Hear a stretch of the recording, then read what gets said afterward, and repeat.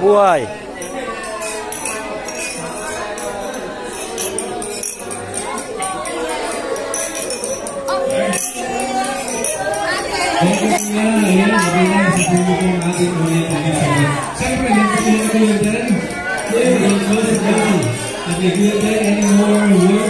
Thank you. One last message or, inspirational one last message for all of us bago kami mag-close now. Okay, once again, thank you very much Kuya Francis sa lahat ng Kuya Abi. Sana ay mga nagturo natin. Alam ko, we are all professionals. Madali ko ang sulat mo ngayon. So the main point dito is to maintain the mission and vision of the Fraternal Order of Eagles.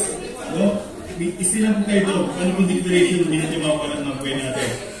Sana po, wish ko lang someday makita-kita tayo sa mga ito ng Pilipinas. Try ko magaling sa kaso Manila at tayo pangalarik ko. Maraming salamat.